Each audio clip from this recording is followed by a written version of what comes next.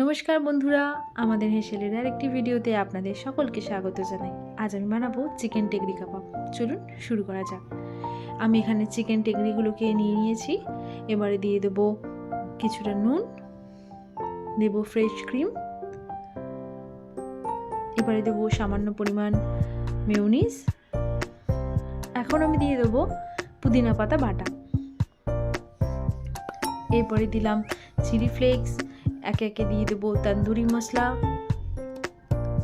এখন আমি আদা, রসুন ও কাঁচা লঙ্কা বাটা দিয়ে দেবো। তার সাথে মিশিয়ে দেবো সামান্য পরিমাণ টক দই। এবারে দিলাম কাশ্মীরি লঙ্কার গুঁড়ো আর বাটার, একটা লেবুর রস দিয়ে দিলাম। এবারে দেবো কিছুটা আমুল চিজ। এই পুরো ম্যারিনেশনটাকে আমি প্রায় 1 ঘন্টার জন্য ঢাকা দিয়ে রাখবো।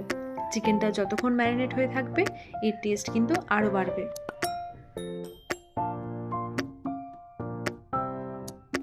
এখন আমি দিয়ে দিলাম কসুরি মেথি, চিলি ফ্লেক্স ও কিছুটা মিট মশলা।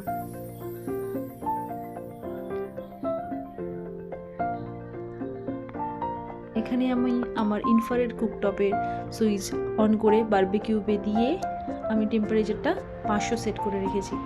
পাশে একটা বাটিতে দিয়ে দিয়েছি বাটার মেল্ট হওয়ার জন্য। এই পুরো প্রিপারেশনটা আপনারা চাইলে আপনাদের ফ্রাই প্যানে করতে পারেন।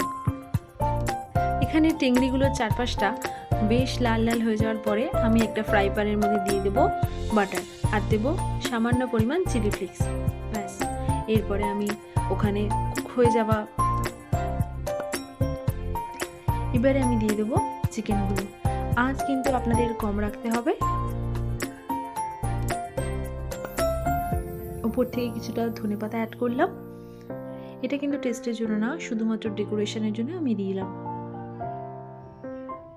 এটা ততক্ষণ পর্যন্ত কুক করতে হবে যতক্ষণ না পুরো মাংসটা থেকে তেল বেরিয়ে আসে। আমি আবারও বলছি, আঁচ কিন্তু একেবারে কম রাখবেন। আর এখানে আমি কাঁটা চামচ দিয়ে মাংসটা সিদ্ধ হয়েছে কিনা সেটা দেখে নিয়েছি। এখানে আমার মাংস সিদ্ধ হয়ে গেছে।